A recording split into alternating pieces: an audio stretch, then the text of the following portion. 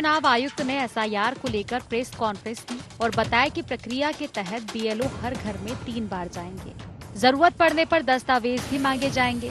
पहले ही top table exercise यानी पुरानी और वर्तमान वोटर लिस्ट का मिलान किया जा चुका है। अब प्रदेश में 2 करोड़ 80 लाख मतदाताओं की सूची को अपडेट करने का काम शुरू होगा। आज से छत्तीसगढ़ सहित 12 राज्यों में एसआईआर होगा शुरू। 28 अक्टूबर से 3 नवंबर तक प्रशिक्षण एवं प्रिंटिंग कार्य होंगे। 4 नवंबर से 4 दिसंबर तक मतदाताओं के घर जाकर होगा सत्यापन। 9 दिसंबर तक ड्राफ्ट मतदाता सूची तैयार होगी। 9 दिसंबर से 8 जनवरी 2026 तक दावा आपत्ति का समय निर्धारित होगा। 25 जनवरी से 31 जनवरी तक दावा आपत्ति पर होगी सुनवाई। 7 फरवरी को अंतिम मतदाता सूची होगी जारी। 2003 में छत्तीसगढ़ में लगभग 1 करोड़ 53 लाख मतदाता थे। 2023 में लगभग 2 करोड़ 3 लाख 80 हजार मतदाता थे। 2003 से 2023 के बीच छत्तीसगढ़ में मतदाताओं की संख्या में करीब 32.7% की वृद्धि। पूर्व मुख्यमंत्री भूपेश बघेल ने एसआईआर पर सवाल उठाते हुए कहा कि आयोग को ये स्पष्ट करना चाहिए कि बिहार में कितने बांग्लादेशी और छत्तीसगढ़ में कितने पाकिस्तानी नागरिक पहचाने गए। उन्होंने ये भी कहा कि ऑपरेशन सिंदूर के बाद केंद्रीय गृह मंत्री अमित शाह ने 3 दिन में अवैध नागरिकों का आंकड़ा देने को कहा था, लेकिन अभी तक राज्य सरकार रिपोर्ट नहीं दे पाई।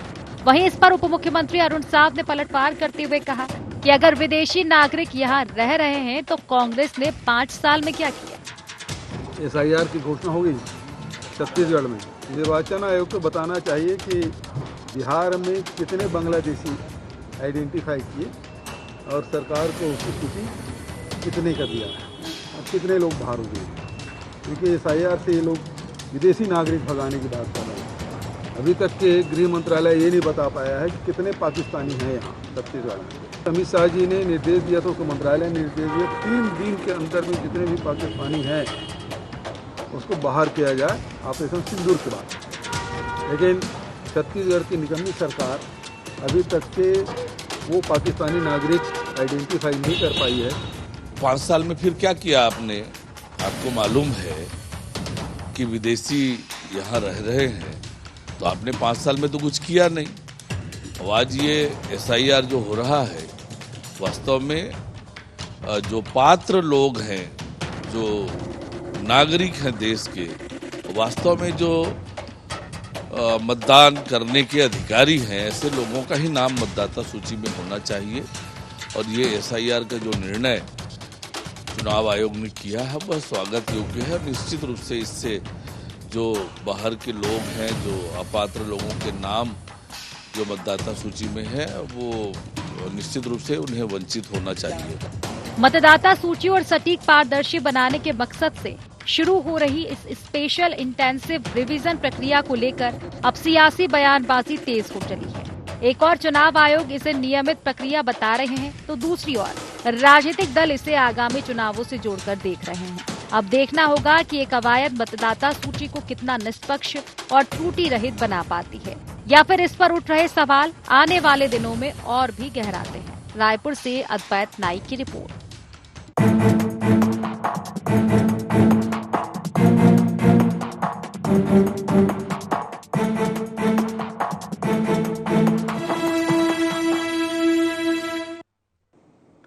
नमस्कार, गुहार छत्तीसगढ़ एसआईआर पर सियासत देख रहे हैं आप और मैं हूं आपके साथ खुशी व्यास। तो देखिए, छत्तीसगढ़ समेत 12 राज्यों में अब बिहार मॉडल पर स्पेशल इंटेंसिव रिवीजन यानी कि एसआईआर शुरू होने जा रहा है। मुख्य चुनाव आयुक्त ज्ञानेश कुमार ने इसकी औपचारिक घोषणा भी अब कर दी है और इस सर्वे के तहत मतदाता सूची को पूरी तरह से अपडेट किया जाएगा। नए वोटर के नाम जोड़े जाएंगे, पुरानी गलतियों और गलत जो प्रविष्टियों थी उनमें भी सुधार किया जाएगा। लेकिन ऐसा मुझे नहीं लगता कि शायद ही कुछ ऐसा विषय होगा जो कि कुछ नई चीज लागू की जा रही हो, योजनाएं आ रही हो और इस पर सियासत ना हो। तो शायद छत्तीसगढ़ में मजा इस पर आएगा नहीं। तो सियासत इस पर भी शुरू हो चुकी है। एसआईआर आ रहा है, सियासत भी शुरू है। विपक्ष इसे चुनावी रणनीति से जोड़कर देख रहा है, जबकि चुनाव आयोग का कहना है कि ये केवल पारदर्शी और त्रुटि रहित मतदाता सूची तैयार करने की दिशा में एक नियमित प्रक्रिया है। लेकिन अब इस पर सियासत क्यों मची हुई है? विपक्ष जो सवाल उठा रहा है वो कितने लाजमी है, और सत्ता पक्ष जिस तरह से दावे कर रहा है, और अगर पहले के दावों में वो त्रुटियां पाई गई है, पहले के दावे पूरे नहीं किए गए, तो वाकई विपक्ष के सवाल पर लाजमी भी रहने हैं। लेकिन कुल मिलाकर सियासत जो मची हुई है उसी को लेकर आज हम चर्चा करेंगे, लेकिन उससे पहले जान लेते हैं गुहार पॉइंट्स क्या है। छत्तीसगढ़ में एसआईआर को लेकर क्यों हो रही सियासत? क्या एसआईआर से चिन्हित हो पाएंगे फर्जी वोटर? विदेशी नागरिकों को लेकर विपक्ष के आरोपों में कितना दम? चुनाव आयोग की मंशा पर विपक्ष क्यों उठा रहा सवाल? तो इन्हीं सब मुद्दों को लेकर आज हम चर्चा करने वाले हैं। सबसे पहले परिचय मैं आपका करवा देती हूं। हमारे साथ खास मेहमान जुड़ चुके हैं। हमारे साथ कांग्रेस से प्रतिक्रिया रखेंगे धनंजय सिंह ठाकुर जी, और बीजेपी से हमारे साथ सुनील चौधरी जी जुड़ चुके हैं। वरिष्ठ पत्रकार गंगेश द्विवेदी जी भी हमारे साथ जुड़ चुके हैं, विश्लेषण करेंगे इनके साथ। फिलहाल आप तीनों मेहमानों का बहुत बहुत स्वागत है इस खास चर्चा में। चर्चा की शुरुआत धनंजय जी आप ही से करना चाहूंगी, क्योंकि अब मुद्दा कहीं ना कहीं ये विपक्ष का ही बनता हुआ नजर आ रहा है। एसआईआर तो आ रहा है, लेकिन इस पर जो सवाल उठाए गए हैं आखिर मायने क्या है इन सवालों के? या फिर ये कहें कि अब विपक्ष में है तो हर मुद्दे पर ही एक सवाल रहेगा।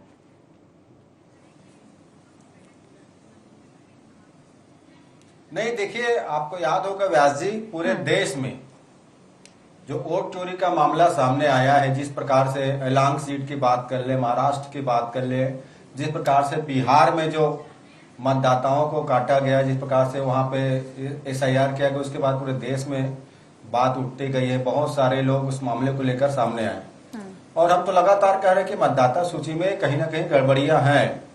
और जिस प्रकार से निर्वाचन आयोग अपने जिम्मेदारियों से बचता रहा है और आज वो एसआईआर करने के लिए पूरे देश में तैयार हुआ है, तो अभी स्पष्ट हो जाएगा कि राज्य निर्माण के बाद जिस प्रकार से आंकड़े में देख रहा था कि 2003 में जब पहला इलेक्शन यहाँ पर हुआ तो उस दौरान 1,59,00,000 मतदाता इस प्रदेश में थे, और 2025 के जब चुनाव होते हैं तो लगभग 2,20,00,000 के आसपास मतदाता हो जाते हैं। अब सवाल ये उठता है कि 2003 में जब 1,59,00,000 मतदाता थे, 2025 में 2,20,00,000 मतदाता हो जाते हैं, मतलब 32% मतदाता बढ़ गए। राज्य की कुल आबादी 3 करोड़ के आसपास मानी जाती है, जिसमें वयस्क भी है, अवयस्क भी है, बच्चे भी हैं और वृद्ध भी हैं और वो भी हैं। तो ये 60 लाख मतदाता जो बढ़े हैं 2003 से लेकर अभी तक में, ये क्या 60 लाख मतदाता जो बढ़े वो प्रदेश में के कितने मतदाता उसमें हैं, प्रदेश से बाहर के मतदाता हैं क्या? जिस प्रकार से भारतीय जनता पार्टी बांग्लादेशी, पाकिस्तानी और विदेशियों की बात करते रहे, क्या ऐसे लोग यहाँ लाके केंद्र की सरकार ने बसाया था इनका क्या? तो सीधे सब कुछ सामने आएगी, इसलिए सवाल उठ रहे हैं। और जिस प्रकार से लगातार आप देखेंगे, जैसे भारतीय जनता पार्टी के विधायक राजेश मूणत जी, इनके विधायक संपत अग्रवाल जी, संपत अग्रवाल जी के भी 2 विधानसभा में सपरिवार नाम है, राजेश मूणत जी के भी 2 विधानसभा में सपरिवार नाम है। तो और ऐसे कितने भाजपा नेता हैं जिनके डबल विधानसभा में नाम है, परिवार से नाम है। ये सारी चीज जनता के बीच सामने आएगा कि किस प्रकार से चुनाव में गड़बड़ियां होती है, किस प्रकार से फर्जी मतदान होते हैं। एक एक घर में 1,000, 1,200, 1,500, 400 ऐसे मतदाताओं के नाम दर्ज है एक एक पते पे। ये सब कुछ जब पाक साफ होगा और जब एसआईआर हो रहा है, राज्य निर्वाचन आयोग कह रहा है मतलब कि फर्जी वोटिंग के पता चलेगा, मतदान में गड़बड़ी, मतदाताओं की सूची जो गड़बड़ी उसमें पता चलेगा। तो ये तो पूरी जिम्मेदारी निर्वाचन आयोग की है, क्योंकि मतदाता सूची बनाता भी वही है, मतदाता सूची में नाम भी वही जोड़ता है, मतदाता सूची में नाम भी वही काटता है, मतदाता सूची का अंतिम प्रकाशन भी वही करता है। तो ये अपनी गलती को यहाँ पे इनका निर्वाचन का जो गलती वो भी सामने पर आएगा। लेकिन निर्वाचन आयोग पर तो भरोसा है ना धनंजय जी? नहीं, क्योंकि सवाल अक्सर उठाए जाते हैं, तमाम ईवीएम की बात हो या फिर जो भी बात हो, तो एसआईआर को लेकर तो कॉन्फिडेंस में है ना कि नहीं एसआईआर होगा तो फिर सही ही होगा।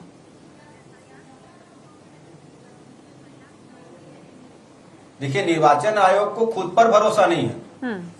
मैं ये बात इसलिए कह रहा हूं कि मतदाता सूची पुनरीक्षण कार्यक्रम अगर कोई चलाता है तो निर्वाचन आयोग चलाता है। मतदाता सूची में नाम जोड़ने का काम निर्वाचन आयोग का है, मतदाता सूची में नाम काटने का काम निर्वाचन आयोग का है। अब अगर एसआईआर किया जा रहा है तो निर्वाचन आयोग को खुद के काम पर भरोसा नहीं है कि उन्होंने जो काम अब तक किया है राज्य निर्माण के बाद वो कहीं ना कहीं संदेहास्पद है। उसके काम में कहीं ना कहीं लोकतंत्र की जो स्वच्छ जो मतदान करने की जो व्यवस्था है उसको कहीं ना कहीं खंडित करने का काम किया है। हर बार हर महीना होता है, बल्कि 3 महीने में, हर 3 महीने में 18 साल की आयु वाले के नाम जोड़ा जाता है, पता बदले जाते हैं, हर साल एक कार्यक्रम चलता है। उसके बाद अगर गड़बड़ियां हुई है तो निर्वाचन आयोग तो कुछ संदेह के घेरे में है। ठीक है, चलिए बिल्कुल जवाब में ले लेती हूँ। सुनील जी हमारे साथ जुड़े हुए। सुनील जी देखिए, निगाहें विपक्ष की कहीं पर भी रहे लेकिन निशाना तो आप पर ही रहेगा। अब वो जांच एजेंसियों की बात कर ले, ईडी, आईटी, सीबीआई की बात हो जाए या फिर निर्वाचन आयोग की हो जाए या ईवीएम की हो जाए, तो अब सवाल यह है कि ठीक है एसआईआर तो करवा रहे हैं, लेकिन उन दावों का क्या हुआ जो ऑपरेशन सिंदूर के समय जो आदेश दिए गए थे, और आंकड़े अभी तक नजर नहीं आ रहे हैं।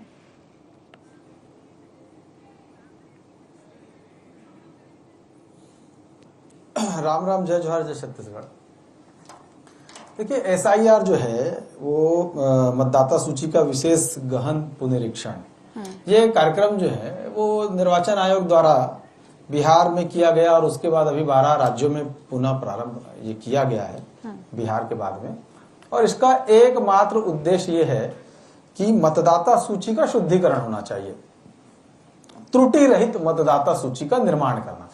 देखिए खुशी जी, लोकतंत्र में हम जनादेश हमको मिलता है, किसी भी दल में कोई चुनाव लड़ता है व्यक्ति, जो जनादेश मिलता है वो सबसे महत्वपूर्ण रहता है। मतदाता सूची, जो वोटर लिस्ट में नाम होते हैं वो मत डालते हैं, वोट डालते हैं और उससे जनादेश का निर्माण होता है। लेकिन यदि उसमें कहीं किसी प्रकार की खराबी है, जैसे कांग्रेस बोल रही है वोट चोरी हो रही है, वोट चोरी हो रही है, सारी बातें ये कह रहे हैं, बता रहे हैं एक घर में इतने नाम है, उनके 2 जगह नाम है, उनके 4 जगह नाम है, सारी चीजें हैं, उसी को तो ठीक करने का काम कर रहा है निर्वाचन आयोग। तो एक तरफ आप आरोप भी लगाते हैं और दूसरी तरफ कहते हैं कि भैया ये क्यों कर रहे हो, तो मतलब दिग्भ्रमित है कांग्रेस पार्टी। दूसरा, इस प्रक्रिया में आप देखेंगे कि इसमें पूरा कार्यक्रम जारी हुआ है, इसमें प्रारंभिक प्रकाशन होगा, दावा आपत्ति के लिए समय दिया गया है और पूरी तरीके से पारदर्शी प्रक्रिया को अपनाया गया है कि भैया, और आपके पार्टी के BLO 2 भी तो नियुक्त हुए हैं प्रति बूथ में। हर एक बूथ में राष्ट्रीय राजनीतिक दलों के BLO 2 की नियुक्ति की गई है। मैंने खुद बनाया है अपने क्षेत्र के 16 बूथों का। हमारे लोग हैं वो जाएंगे, साथ में काम करेंगे, दावा आपत्ति में पूरी तरीके से वहां पर अपनी भूमिका निभाएंगे। अब कांग्रेस को ये समझना चाहिए कि यदि आपके कार्यकर्ता काम नहीं करते हैं तो फिर वो आपके कार्यकर्ताओं की गलती है। भारतीय जनता पार्टी के कार्यकर्ता काम करेंगे, सरकार के जो लोग हैं निर्वाचन आयोग के माध्यम से सरकारी कर्मचारी वो भी काम करेंगे। पर यदि आपको कहीं शक है तो करिए ना मॉनिटरिंग, प्रॉपर आप भी जाइए ना एक एक घर में, करिए ना बात। देखिए, प्रपत्र तो घर के लोगों को भरना है, जो सरकारी BLA है वो 3 बार जाएगा उनके घर में, प्रपत्र लेगा। आप झूठी जानकारी देंगे तो उसमें आपके ऊपर FIR भी दर्ज हो सकता है, आपके ऊपर कानूनी कार्रवाई हो सकती। दूसरा, लगभग 70% से ज्यादा जो लोग हैं वो टॉप टेबल पे उनका मिलान हो चुका है, 71% कुछ है। उसका मूल कारण है कि 2003 की जो मतदाता सूची है उसमें यदि नाम है और अभी भी वर्तमान में उसका नाम है तो टॉप टेबल पे मिलान हो गया, तो वो 70% तो ऐसी शुद्धिकरण है। अब उसके अलावा जो संदिग्ध लोग हैं या किसी प्रकार की कोई आपत्तिजनक बातें आ रही है तो 12 प्रकार के उसमें कागजात जो हैं वो मांगे गए हैं, वो आप दे दीजिए। नए लोगों के नाम जुड़ेंगे, मृत लोगों के नाम कटेंगे, 1 से अधिक स्थानों पे नाम है उसको हटाए जाएंगे और 1200 मतदाता एक सूची में होना चाहिए, उससे अधिक ना हो, ताकि मतदान का प्रतिशत भी बराबर रहे और सब ठीक ठाक चले। देखिए, बार बार आरोप कांग्रेस लगाती है, सब लोग पूछते हैं, आप भी पूछते थे खुशी जी, मैं डिबेट में बैठा था चुनाव के बाद, कि मतदान का प्रतिशत का कम कैसे हो जाता है। तो उसका मूल कारण तो मतदाता सूची की त्रुटियां ही है ना, कि कभी 60% मतदान होता है, कभी 50% होता है, 50 से कम भी हो जाता है। कारण यही है कि उस सूची में रहने वाले लोग या तो कहीं और भी उनके नाम होते हैं वो वहां मत कर दे देते हैं, या किसी प्रकार से मृत लोगों के नाम है, या और भी अन्य प्रकार का कुछ भी हो सकता है। उसको ठीक करने के लिए किया जा रहा है, लोकतंत्र की मजबूती के लिए बहुत आवश्यक है। दूसरा, आप एक पूछ रहे थे कि जो बाहरी लोग हैं, ऑपरेशन सिंदूर के समय भी बातें आई, ये सारे चीजों को ध्यान में रख करके ये अभियान चलाया जा रहा है। ये सारा वही है कि जो यदि हमारे देश का टाइमलाइन दी गई थी 1 महीने की, हमारे देश में वोट डाल करके जनादेश, तब तो माहौल काफी गरमाया हुआ था, एक महीने की टाइमलाइन भी दी गई थी, लेकिन उस आदेश के बाद क्या हुआ वो अभी तक नजर नहीं आया है। नहीं, नजर आ रहा है ना खुशी जी, नजर आ रहा है, लगातार सरकारें भी कार्रवाई कर रही, मतदान जो निर्वाचन आयोग है वो भी काम चालू कर दिया है। देखिए, आपको मल्टीपल अलग अलग तरीके से लोगों को खोजना पड़ेगा।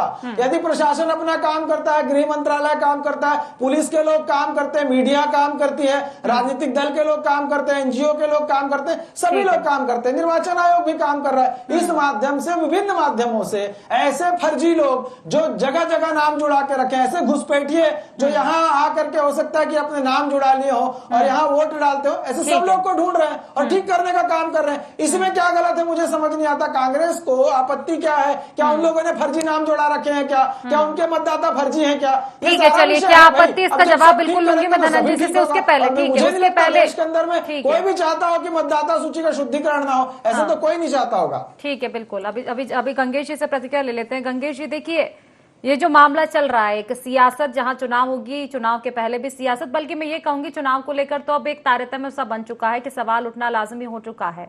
कभी ईवीएम पर सवाल उठाए जाते हैं, और मैं अभी का नहीं कह रही हूँ, कई समय ऐसे रहे कि ईवीएम पर सवाल तो समय समय पर उठाए गए हैं, चाहे सरकार किसी की भी हो। ईवीएम पर सवाल थे, वोट चोरी का मामला सामने आया, एसआईआर की जैसे ही एंट्री हुई, इस सियासत में और भी कहीं ना कहीं जो लॉ है और भी बढ़ चुकी है। और अब जमकर बयानबाजी का दौर चल रहा है, ना सिर्फ छत्तीसगढ़ में बल्कि इसको लेकर तो देश भर में जमकर ही सवाल जवाब हुए हैं। लेकिन कैसे देखते हैं आप, जायज है एसआईआर करना और इस पर सवाल उठाना कितना लाजमी?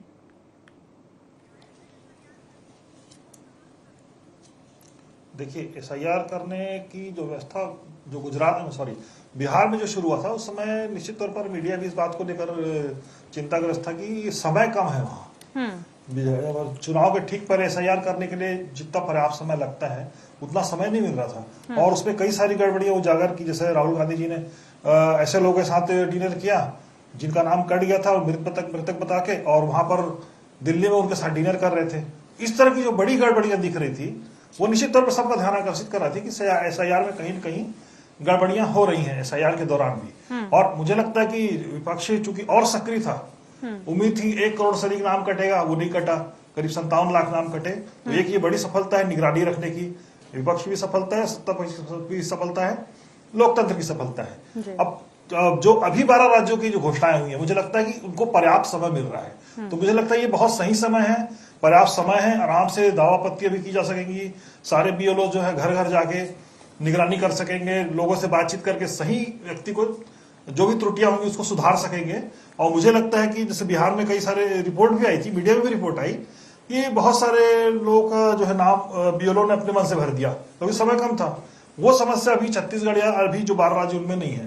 तो मुझे लगता है अब ज्यादा निष्पक्ष तरीके से ये सर्वे हो पाएगा और सबके लिए अच्छी बात है। हाँ, लेकिन ये है कि राजनीतिक दलों को चूंकि और इस तरह की गड़बड़ियां सामने आ चुकी हैं पहले, दोनों ही राजनीतिक, चाहे कांग्रेस हो चाहे भाजपा हो या अन्य दल हो, सबको इस पर लगातार निगरानी रखना चाहिए। और बीएलओ भी जा रहे हैं कि नहीं जा रहे हैं, क्योंकि उनको भी ऑप्शन दिया गया है, तो वो उनको पर भी मतलब जो पार्टी के नेता है वो भी ध्यान रखे कि हमारे बीएलओ भी जा रहे हैं कि नहीं जा रहे हैं, पूरे मामले पर नजर रख रहे हैं कि नहीं रख रहे हैं। तो इस सबसे जो निकल की चीजें आएंगी, तो मुझे लगता है बहुत 100% तो कुछ भी शुद्ध नहीं हो पाता है, लेकिन 99% तक भी अगर पहुंचती है सूची, अगर अच्छी सुधर जाती सही नए सिरे से, तो एक अच्छा पहल है मुझे लगता है, और पर्याप्त समय भी है। तो इस पे राजनीति होगी, इसलिए क्योंकि लंबे समय चल रही, इसलिए इस पे राजनीति होती रहेगी। कहीं पे कुछ निकला गड़बड़ हुआ तो उस पर बात होती रहेगी, आरोप प्रत्यारोप का दौर तो चलता रहेगा। इसी बीच में सूची सुधर के भी आ जाएगी। मुझे लगता है कि अच्छी प्रक्रिया है, और इसमें सबको जोर शोर से हिस्सा लेना चाहिए, एक्टिव रहना चाहिए जब तक ये प्रक्रिया पूरी नहीं हो जाती है। और जो भी गलतियां हुई, गलती को उसका ऑप्शन यही कि सुधार ले, तो मुझे लगता है कि निर्वाचन आयोग भी उस गलती को सुधारने की प्रक्रिया में है, और सुधारने के बाद जो सूची बन के आएगी तो वो सबके लिए सबको संतुष्ट रहेंगे उस सूची से, मुझे ऐसा लगता है। निश्चित। धनंजय जी, देखिए अब इस पर सवाल क्यों है, ये एक बड़ा मुद्दा है। अधूरी हसरतों का इल्जाम हर बार हम पर लगाना ठीक नहीं। वफा खुद से नहीं होती, बेवफा हमें कहते हैं। अब ये शब्द निर्वाचन आयोग के रहे हैं पहले भी, जब बार बार विपक्ष सवाल उठाता है। तो चाहते आप यही थे कि वोट चोरी का जो मुद्दा आपने उठाया है, त्रुटियां हो रही है, वो सही हो। तो अब तो एसआईआर आ चुका है, इससे त्रुटियां ही सही होगी, तो इसका तो फायदा आपको भी मिलेगा। जब आपको इतनी चिंता थी, तो फिर सवाल क्यों इतने?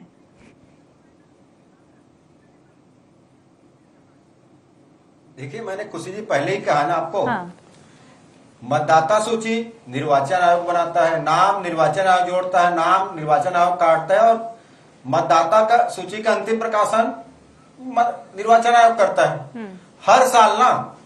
हर साल इसमें करोड़ों रुपए खर्च होते हैं। पूरे शासकीय अधिकारी कर्मचारी की ड्यूटी लगाया जाता है, राजनीतिक दल के लोग भी इसमें शामिल होते हैं। और उसके बाद अगर मतदाता सूची में गड़बड़ी है तो इसकी जिम्मेदारी तय होनी चाहिए कि आखिर वो निर्वाचन आयोग का जो मुखिया है वो इसके लिए जिम्मेदार है, क्योंकि देश लोकतंत्र से चलता है। और लोकतंत्र की विश्वसनीयता निर्वाचन आयोग पर है। और निर्वाचन आयोग अगर सूचियों में गड़बड़ी पाई जाती है तो ज्ञानेश कुमार जी को नैतिक जिम्मेदारी लेकर इस्तीफा देना चाहिए, क्योंकि उनके इसमें लोकसभा चुनाव हुआ है। हम तो पहले दिन से कह रहे हैं कि मतदाता सूची में एक एक घर में 250 नाम, किसी घर के पते में 300 नाम। जैसे अभी एक छोटा सा उदाहरण दूंगा, मैं कितनी सत्यता उस पर नहीं जाता। अभी छठ की पूजा है, बिहार में इलेक्शन है। अभी छत्तीसगढ़ में रहने वाले हमारे बिहारी भाई छठ के पूजा के लिए अपने बिहार प्रदेश गए हैं, गृह राज्य में। सारे लोग एक ही बात बोल रहे हैं कि हम वहां छठ की पूजा भी करेंगे और बिहार में मतदान भी करेंगे। हमारी शुभकामनाएं उनको, अगर बिहार में उनका नाम है तो मतदान वहां करें। पर ये बात भी श्योर होना चाहिए ना कि उनका नाम छत्तीसगढ़ में नहीं है। ये तो निर्वाचन आयोग को बताएगा कि उनका नाम बिहार में है, तमाम प्रक्रिया की जा रही है ना। सवाल वही है, उत्तर प्रदेश में नहीं है। सवाल वही है कि जो डाउट आपको था, जो चिंता आपकी थी। जी सुन लीजिए ना, 2 मिनट सुन, 2 मिनट सुन लीजिए ना, मैं बोल रहा हूँ। और अगर उनका नाम छत्तीसगढ़ में है, जो आज छठ पूजा हमारे भाई गए हैं और वो बिहार में मतदान करेंगे, और उनका नाम अगर बिहार में भी है, तो ये तो स्पष्ट हो गया कि 2023 का चुनाव से प्रभावित हुआ है। एक व्यक्ति तो एक ही जगह मतदान करेगा। पहली बात, जैसे आपने विदेशियों की बात कही, अभी जब ऑपरेशन सिंदूर चल रहा था तो गृह मंत्रालय केंद्र के 1800 पाकिस्तानियों की सूची छत्तीसगढ़ को भेजे। उन्हें कहा गया कि 1 महीने के भीतर इन लोग को वापस उनके देश भेजो। अभी तक किसी को नहीं भेज पाए हैं। ऐसे और कितने हैं, दूसरे प्रदेश में भी उनका नाम हो, ये भी प्रदेश में नाम हो, कुछ बाहरी हो। तो भाई ये कहीं ना कहीं चुनाव तो 2023 का प्रभावित हुआ है ना। और किसकी जिम्मेदारी थी? ये तो राज्य निर्वाचन आयोग की जिम्मेदारी थी, भारत निर्वाचन आयोग। चलिए ठीक है, बिल्कुल जवाब ले लेते हैं सुनील जी। शुद्धिकरण की बात कर रहे हैं, मतलब आपकी भविष्य के चुनावों को आप सुधार लेंगे, लेकिन जो चुनाव निकल चुके हैं, मुद्दा वो है कि जो चुनाव निकल चुके हैं, क्या उसमें नाइंसाफी नहीं हुई है विपक्ष के साथ? त्रुटियां तो वहां भी रही होगी।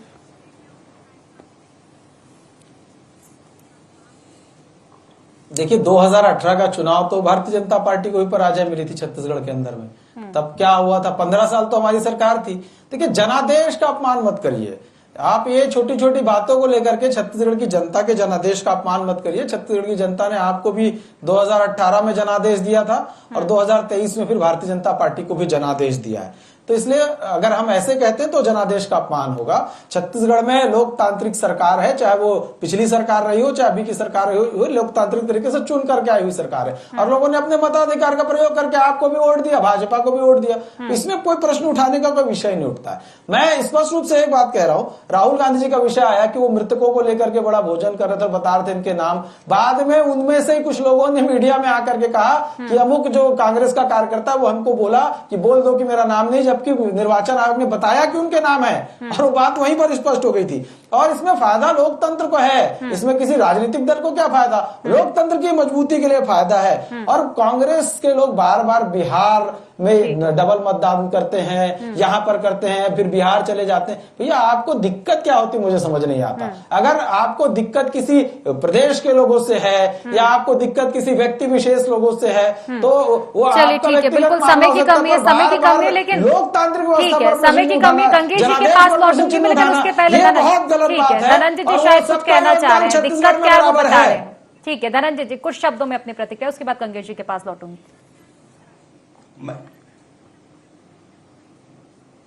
बहुत ही पीड़ा हो रही थी भाजपा के प्रवक्ता को। मैंने कहा बिहार हमारे भाई गए, मैं भाई शब्द इस्तेमाल किया, उनको दूसरे प्रदेश का नहीं कहा। अगर वहां मतदान करते हैं अच्छी बात है, लेकिन क्या है अभी उनके मतदाता सूची में नाम है क्या? मैंने कहा एक व्यक्ति को एक जगह मतदान करना चाहिए, चाहे बिहार करे छत्तीसगढ़ में। उनको पीड़ा हो रही है क्योंकि छत्तीसगढ़ के लोग जो है उनके अगर कोई हक को खा रहा है और उसकी आवाज उठाओगे इनको पीड़ा होती। मैंने नहीं कहा कि बिहारी हमारे नहीं है, मैंने नहीं कहा कि यूपी के लोग हमारे नहीं है, मैंने नहीं कहा कि दूसरे प्रदेश के लोग हमारे नहीं है। मैंने कहा मतदान एक व्यक्ति को एक बार मतदान करके दिखाना चाहिए। यही तो प्रॉब्लम भाजपा की, पोल खुलने का डर सता रहा है ना। SIR तो कर रहे हैं, सुन लीजिए ना, सुन लीजिए, SIR उसमें तो कर रहे हैं। अगर वहां नाम है यहाँ नाम है जगह रहेगा, गड़बड़ किया है। नरेंद्र मोदी वोट चोरी करके प्रधानमंत्री बना है। चले ठीक है, अभी अगर हुई भी होगी तो अब नहीं होगी। कुल मिला के मुद्दा यह है कि SIR कितना अच्छा है। ठीक है, समय की कमी है। अंतिम प्रतिक्रिया, ठीक है, अंतिम प्रतिक्रिया गंगेश जी से। गंगेश जी मुख्यमंत्री बना है। हैसियत के बारे में बात बिहार करते हैं राजस्थान के लोगों को इनकी लाकर हैसियत ये के भाजपा बारे में बात छत्तीसगढ़ का हक खा रहे हैं। ठीक है, अब नहीं खा पाएंगे ना धनंजय जी, धनंजय जी, बताने वाली आपको अभी ठीक है, ठीक है, आएगी बिहार अभी मुद्दा SIR का है, अभी मुद्दा SIR का है। चलिए ठीक है, फिलहाल समय की कमी है, समय की कमी है, देखिए ऐसे चर्चा नहीं हो पाएगी। ठीक है, छोटी सी प्रतिक्रिया गंगेश जी।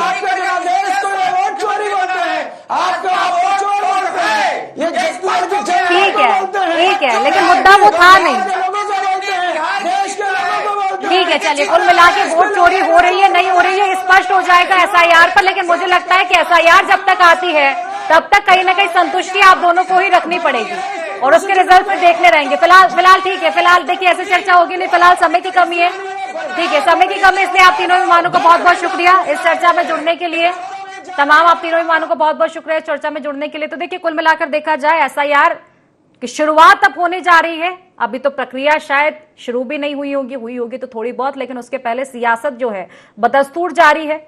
और अब मुद्दा यह है कि सियासत हो क्यों रही है, दोनों का मुद्दा यह है कि क्या वोट चोरी हो रही है, गड़बड़ियां हैं। अगर गड़बड़ियां हैं तो SIR तो उसको ठीक करने वाला है, त्रुटियों को सही किया जाएगा। फिर आखिर इतनी सियासत क्यों, कितने मायने हैं सियासत के। हालांकि देखने वाली बात होगी SIR की प्रक्रिया जब तक चलती है और क्या कुछ सियासत के रंग छत्तीसगढ़ में देखने को मिलेंगे। फिलहाल गुहार छत्तीसगढ़ में इतना ही। आप बने रहिए IND 24 के साथ। नमस्कार।